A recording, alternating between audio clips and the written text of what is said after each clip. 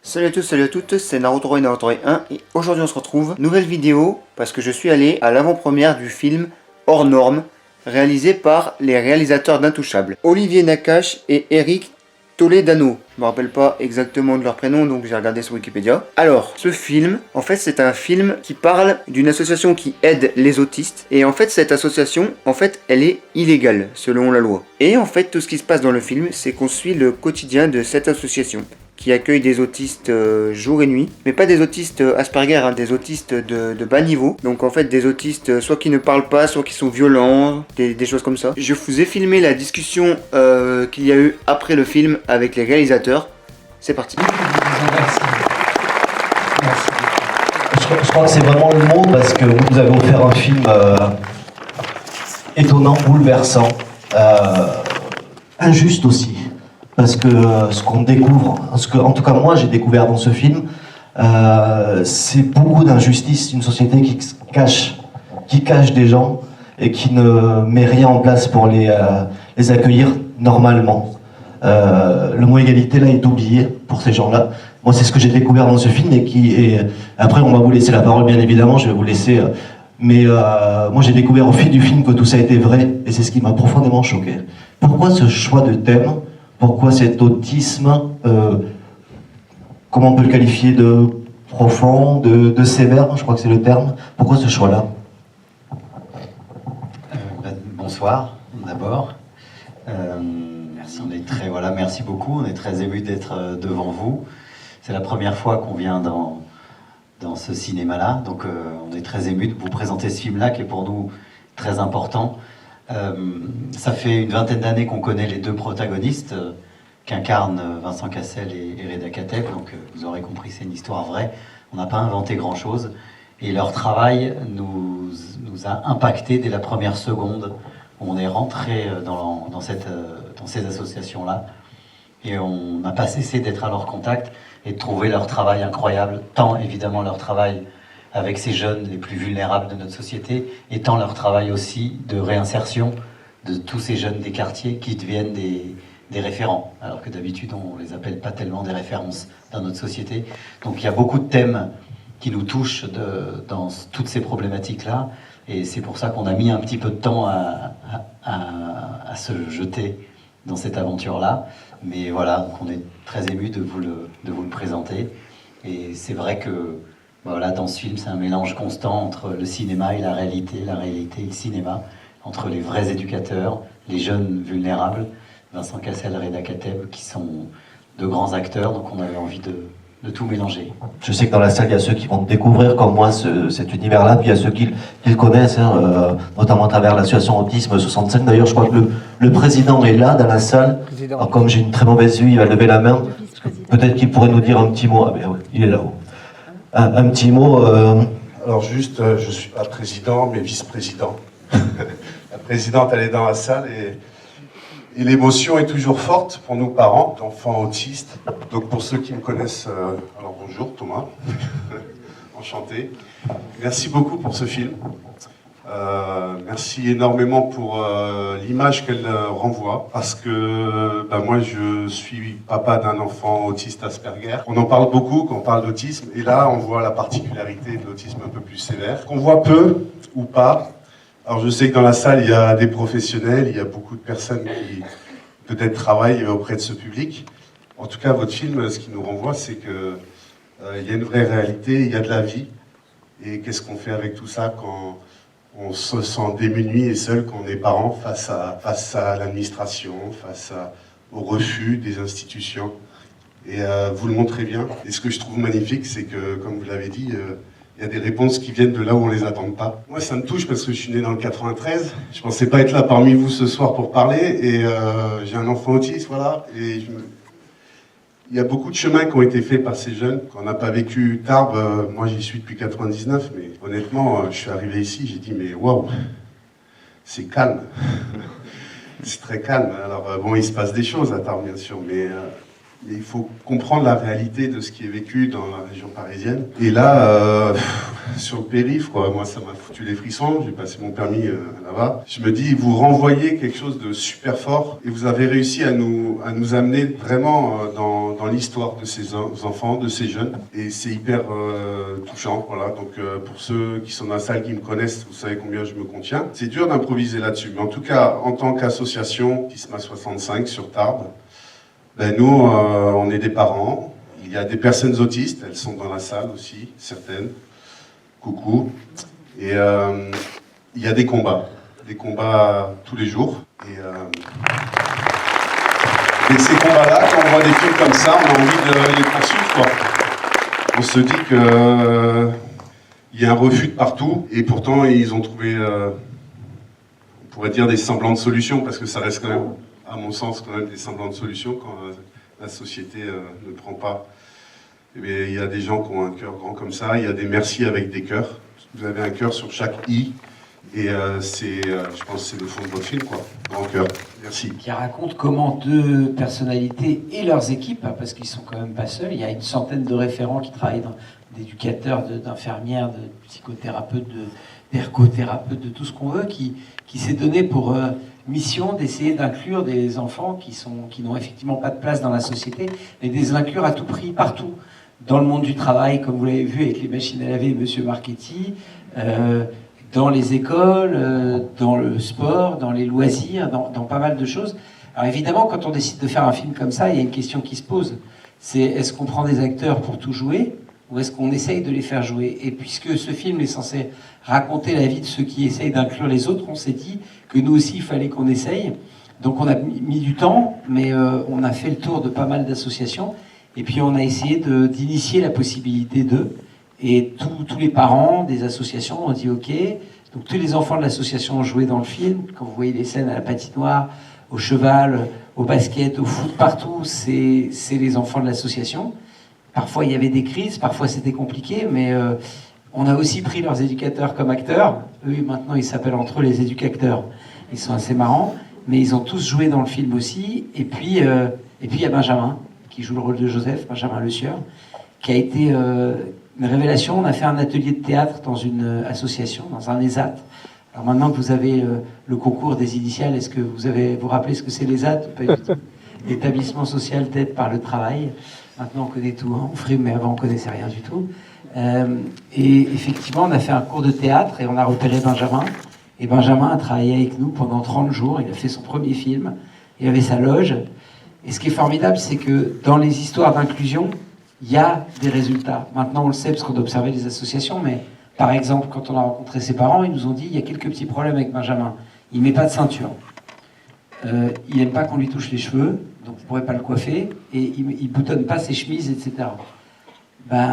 C'est compliqué au cinéma quand on touche pas les cheveux, parce qu'il y a des raccords. Quand on tourne des scènes, la scène d'après, elle peut être 5 jours après. Les vêtements, les ceintures, c'est compliqué. Les lacets non plus. Il faisait pas ses lacets non plus. À la fin du tournage, il faisait tout. Et il a accepté tout. Parce qu'il a vu les maquilleurs, il a vu les gens, il a vu les autres le faire. Donc, si vous voulez, c'est un peu la preuve que quand on inclut et qu'on prend en considération, il y a des évolutions possibles de partout. C'est ce que ces associations racontent. Quand un jeune arrive avec un casque de boxe parce qu'il se frappe, à la fin, on arrive à lui enlever, il vit dans les appartements. Donc, c'est tout ça qu'on a essayé de mettre en place. Et puis, pour la petite anecdote et pour être un peu plus léger, il y avait un éducateur ou un psychothérapeute, je crois, qui est venu sur le tournage vérifier que pour Benjamin, ça se passait bien. Très vite, il a vu qu'il était à l'aise. Mais surtout, il se mettait très vite en place pour faire la scène d'après. Mais très, très vite. C'est peut-être l'acteur qui était le plus rapide depuis qu'on fait du cinéma à se remettre en place pour la scène d'après. Et on lui a dit, ça c'est formidable pour nous, parce qu'il a l'air content. Il a dit non, c'est vous qui êtes un peu autiste, vous refaites 50 fois la même scène. Donc finalement, vous avez aussi des signes de petites obsessions comme ça. Et voilà, on s'est trouvé. On a une vraie histoire d'amitié avec lui. Il est venu avec nous à Cannes. Et c'était une aventure qui illustre bien ce qu'on avait envie de raconter. C'est ce que je disais à l'un des deux tout à l'heure, pendant que vous regardiez le film. C'est que moi, à la base, Vincent Cassel, bon, je suis pas super fan. Franchement. On lui dira pas. Attention parce qu'il est souvent pas loin. Oui, mais ne me fais pas peur. Jean Reno en face de moi, depuis j'ai plus peur de personne. Et vous l'aimiez pas aussi, Jean Reno? Ah, j'aime beaucoup Jean Reno, mais il est peut-être plus costaud. C'est autre chose. Et puis un film, quand j'ai vu le pitch, les jeunes de quartier, oui, l'autisme, voilà, spontanément, je ne serais pas venu le voir. Et pourtant, je le recommande fortement pour ce que j'ai dit au tout début, parce que je trouve ça scandaleux ce que j'ai vu à l'intérieur. Justement, comment vous arrivez à faire que les salles soient pleines? Il y a des associations qui relaient aussi ce message, mais vous n'êtes pas dit à un moment, bon, c'est un sujet, voilà, on va faire 50 entrées parce que les gens vont avoir peur de ce sujet, vont pas forcément y aller, même s'il y a Reda Kateb qui est excellent, si Vincent Cassel est un grand acteur. Vous n'êtes pas dit, on va prendre un sujet plus simple? D'abord, on ne s'est jamais dit qu'on allait faire 50 entrées, voilà. ça je vous le dis. On se pose jamais toutes ces questions. Déjà, il y en a plus. Hein. Donc, Si on se posait ces questions, on ferait pas ce métier-là. On fait ce qu'on a envie de faire viscéralement tous les deux. Il n'y a aucun calcul, il n'y a que de la sincérité. Et j'ajoute à ça qu'on a une liberté. On a une liberté parce qu'on a des partenaires qui nous suivent, comme Gaumont, comme TF1, comme Canal+, qui nous suivent de film en film. Et c'est vrai qu'il y a un de nos films qui a fait qu'on a pu acquérir cette liberté. On appelle ça les tours gratuits de manège. Voilà, avec un film qui nous a complètement dépassé. Donc du coup, maintenant, on essaye de faire vraiment ce qu'on a envie, sans se dire, on espère que ça va plaire, que... On a rapidement compris que, déjà, en parlant en parlant de ce qu'on appréciait, de ce qu'on aimait, de ce qui nous touchait, peut-être que ça toucherait des gens. Mais à aucun moment, on s'est dit... les gens vont pas y aller, les gens vont pas... Sinon on s'en sort pas. Sinon, ça devient des recettes, et tout on perd un peu la magie. Donc, c'est tout ce qu'on ne veut pas faire. On veut vraiment proposer ce qu'on a envie au public, en espérant, évidemment, qu'il soit le plus nombreux dans les salles. C'est pour ça qu'aujourd'hui, de voir une salle comme ça pleine, bah, ça nous fait chaud au cœur. Il y a une autre habitude ici à table, c'est qu'il y a toujours un micro qui finit par flancher au milieu. Donc c'est le vôtre. On va essayer d'arranger ça. Elle est venue parce que, comme disait Olivier, c'est-à-dire qu'on essaye d'être spontané, sincère, et peut-être tous les réalisateurs le peuvent pas, parce qu'effectivement, des fois, on fait des films de commande, on fait des films pour que ça marche, et que nous, on espère que celui-là va marcher, mais disons que notre sensibilité du moment, tout comme quand on a fait Le Sens de la Fête, c'était de faire rire, et on avait envie d'entendre les gens rire, parce qu'on était dans un moment compliqué, qu'on venait tous de vivre des moments très durs avec ce qui se passait en France.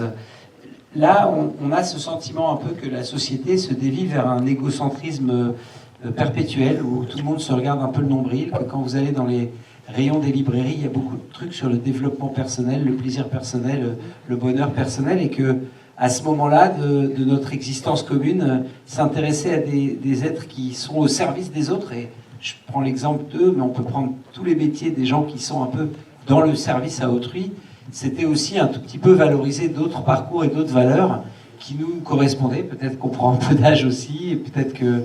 Après, voilà, on est dans une société un peu de communication maximum, on est tous avec nos téléphones à communiquer, et il y a des êtres qui communiquent pas pareil que nous, pas de la même manière, et donc on les a classés dans une catégorie qui est dite non normale, ou en tout cas hors norme. Et voilà, au bout de quelques mois passés avec eux, moi je suis plus certain de savoir où elle est cette norme, et je crois que c'est juste une différence, et que même quand ils communiquent pas, ils disent quelque chose. Par exemple, pour vous donner un exemple, pendant longtemps, on a été très réactif au rire dans les salles. On rentrait dans les salles, on demandait au patron de salle, laissez-nous rentrer on voulait entendre les rires. Bon, ça fait de la comédie, c'est la preuve que les gens vivent le film. Et pour la première fois, là, on aime bien rentrer à la fin, etc., parce qu'on a envie d'entendre le silence. Et que peut-être que cette société bruyante, elle a besoin de temps en temps de s'arrêter, de couper ses appareils, de se mettre dans le noir. C'est un peu ça qui est magique avec le cinéma, avec des gens qu'on ne connaît pas, et qu'on partage un petit moment. Et voilà, c'est notre envie du moment, c'était de mettre un petit peu ces êtres-là en valeur, et aussi, quand même, de faire jouer à Vincent Cassel un mec qui galère avec les femmes. C'est une deuxième motivation, c'est un moment, il faut qu'il arrête un peu de se... C'est vrai que c'est pas son habitude. C'est là qu'on voit que c'est vraiment une fiction. Et pas un documentaire. Un grand merci dans tous les cas. Enfin, travaillant avec des enfants autistes, du coup, voilà. Bravo. Voilà. Merci beaucoup. Merci. N'hésitez pas à lever la main pour un témoignage. Le film, il est là, les gens vont le voir, vont découvrir, découvrir peut-être leur quotidien, peut-être découvrir certains qui ne sont pas seuls, qu'il y a des solutions alternatives. C'est bien, mais il y a aussi deux personnages principaux importants dans ce film. Ce sont ces deux contrôleurs. On a l'impression qu'ils sont là juste pour faire chier le monde, hein. On va tourner autour du pot. Est-ce que ce film aussi aura un relais dans ces institutions-là? Alors, il y en a peut-être dans la salle localement, mais c'est que c'est Paris qui va décider, qui peut peut-être mettre un peu plus de sous dans une structure, dans l'accompagnement, ou peut-être fermer les yeux comme ils le font là, un peu plus sereinement. Est-ce que vous y avez aussi songé? Est-ce qu'il y a des choses qui peuvent se passer aussi sur ce plan-là?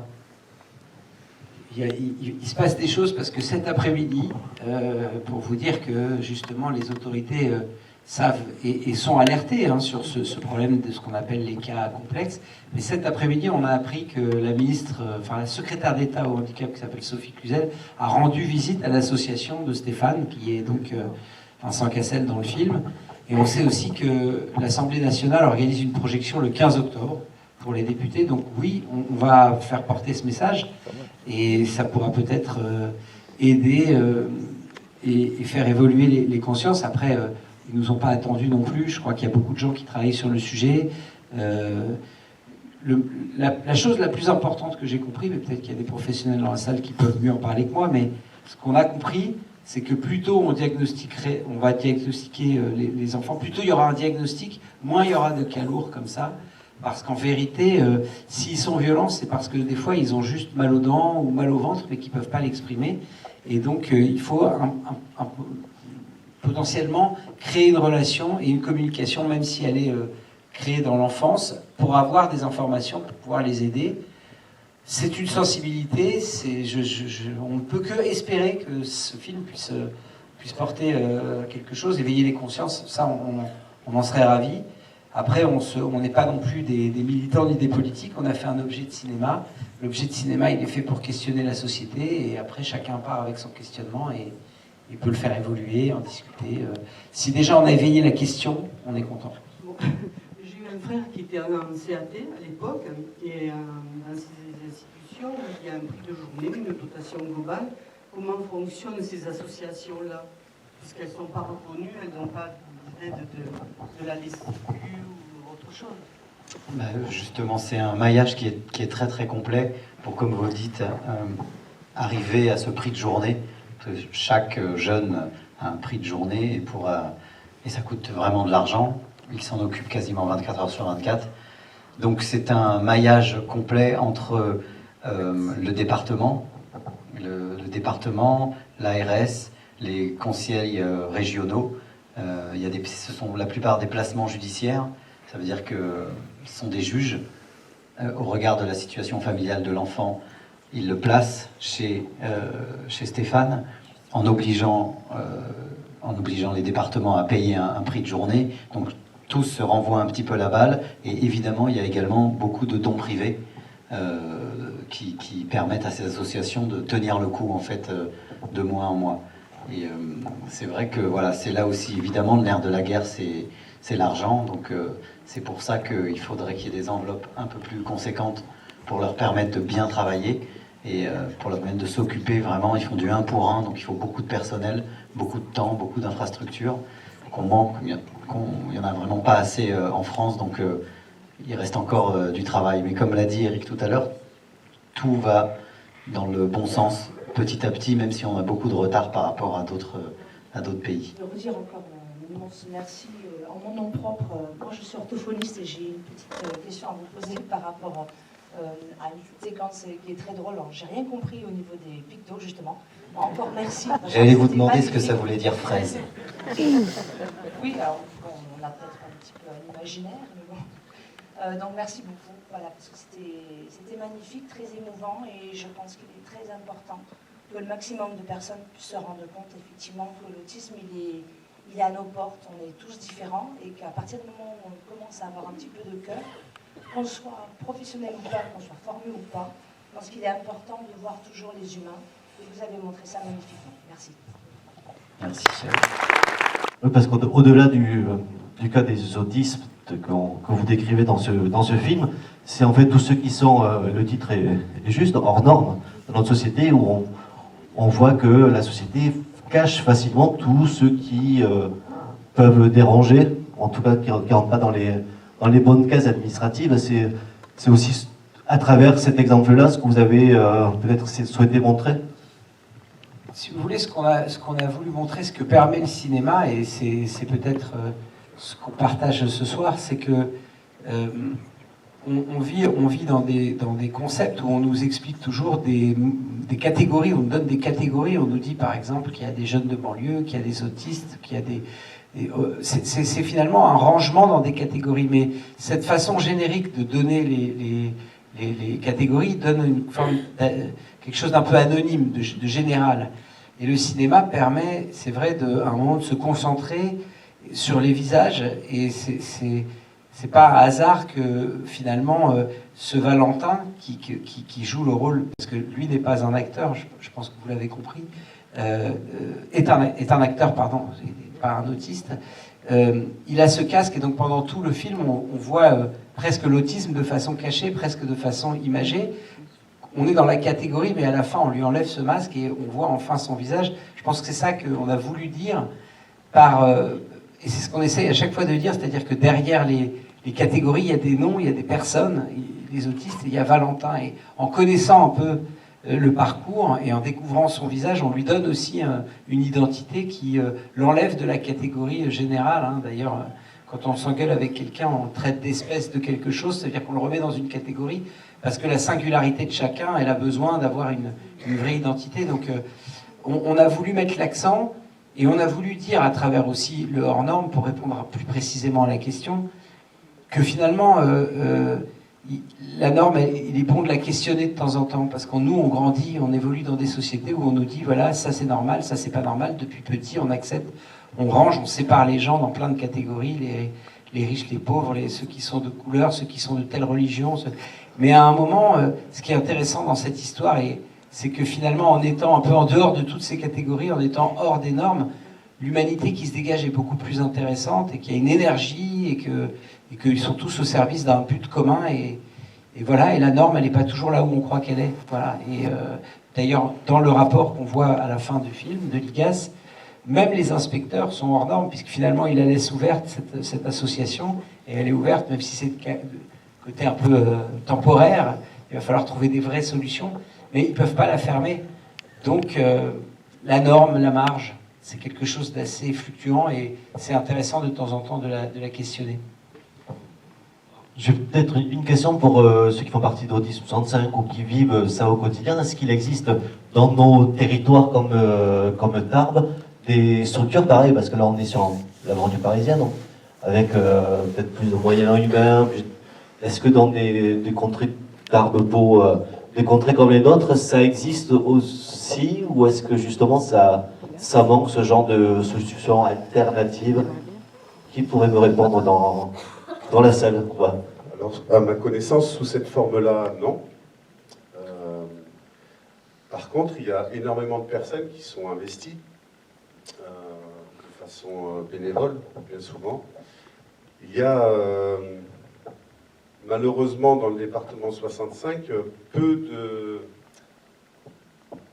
d'institutions spécialisées pour l'autisme. Alors peut-être ça va faire hérisser le poil de certains.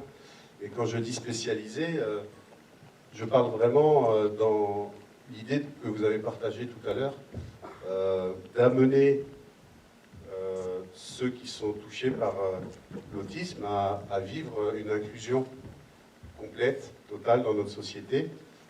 Et ça reste difficile.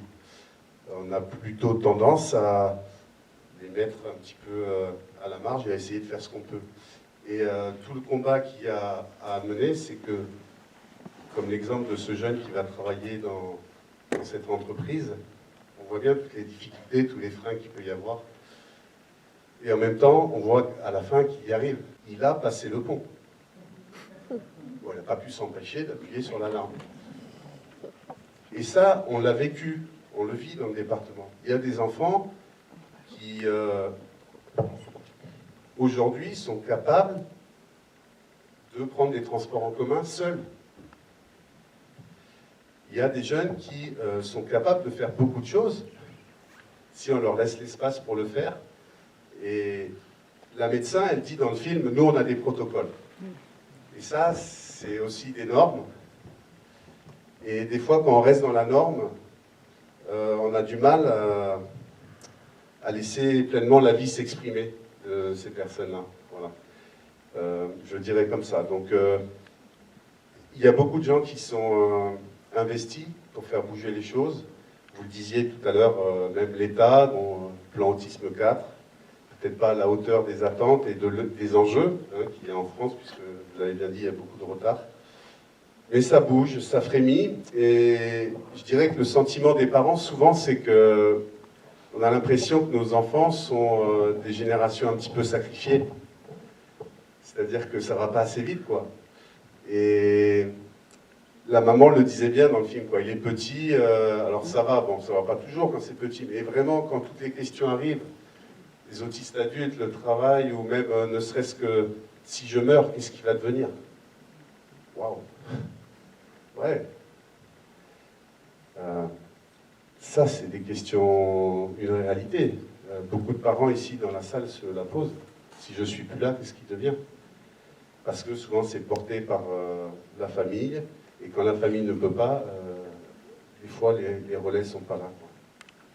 Et c'est pour ça que de l'avoir montré qu'il y a des possibles, même si ils sont parfois hors normes. Peut-être certains professionnels ont été choqués de la façon dont c'est fait, quoi. Parce que pour être un petit peu de la partie, je découvre un petit peu aussi comment ça pourrait fonctionner, et ça peut être choquant par rapport à ce qu'on connaît habituellement, ces fonctionnements-là, de laisser un jeune, là, le soir, machin, etc. Mais on voit aussi que ça marche.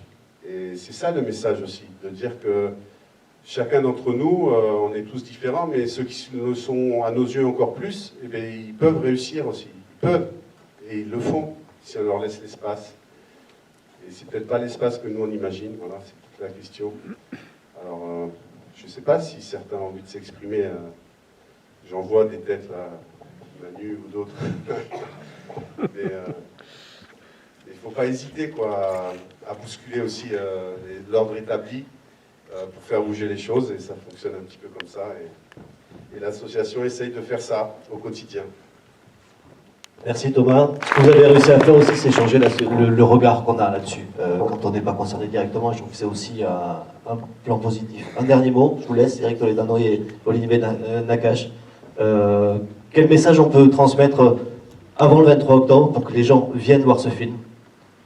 Je ne sais pas s'il y a un message à transmettre. Tout ce que je peux vous dire, c'est que nous, quand on s'est lancé dans l'aventure, on a senti sur nos 4 épaules une petite responsabilité de ne pas trahir la vérité, d'être au plus près de la réalité, d'être réaliste, d'être évidemment, de s'exprimer avec notre patte à tous les deux. Mais je peux vous dire que d'entendre Thomas ce soir, ça nous fait du bien, parce que pour nous c'était important que, sous les yeux d'un papa, sous les yeux d'un éducateur, sur les yeux d'un membre d'une association d'autistes, sous les yeux d'une orthophoniste, il fallait qu'on soit juste pour rendre hommage à leur quotidien, pour leur rendre hommage à leur vie, tout simplement. Donc voilà, ce soir, pour nous, c'est des choses qui nous confortent dans le fait qu'on a bien fait de s'être lancé dans cette aventure. Et un autre message, oui, que vous n'avez pas pu voir, parce que le générique s'est arrêté. Non, il y a, comme pour Intouchable, aussi une participation de la production. Donc, comme c'est pas nous, on peut le dire aussi avec aisance. 5% des recettes du film seront reversées aux 2 associations. Donc, c'est pour montrer l'exemple. Et puis, autre chose, mais c'est plus personnel. Pendant longtemps, on venait dans les salles parce qu'on adore ça. On a toujours un peu d'anxiété avant qu'un film sorte. Donc on ne sait pas comment il est reçu, on ne sait pas comment le public l'a reçu. Nous, on sait comment on l'a fait, et on sait comment on le voit, mais on ne sait pas toujours comment le public le voit. Donc on aime à venir dans les salles. Pendant longtemps, les gens venaient parce qu'il y avait un acteur et qu'ils voulaient voir des vedettes. Et c'est toujours agréable de voir qu'il n'y a pas de vedettes, il n'y a que nous et qu'il y a autant de monde. Donc merci beaucoup. Merci Eric, merci Olivier. Le 23 octobre, Parlez-en autour de vous. Voilà, j'espère que cette vidéo t'a plu. Si cette vidéo t'a plu, n'hésite pas à mettre un petit pouce bleu et à t'abonner à cette chaîne si ce n'est pas déjà fait. Dis-moi en commentaire si tu vas aller voir le film Hors Normes qui sort je crois le 23 ou 25 octobre. Je ne sais plus. Sur ce, tu connais les bails. Tu peux aller checker dans la description, il y a mon Facebook, Twitter, Instagram, DeviantArt, mon Discord et mon Utip où tu peux me soutenir et où tu peux aller checker ma boutique de vêtements pour acheter des vêtements comme celui-là. Sur ce, restez comme vous êtes, car vous êtes super, vous êtes génial. Ciao ciao.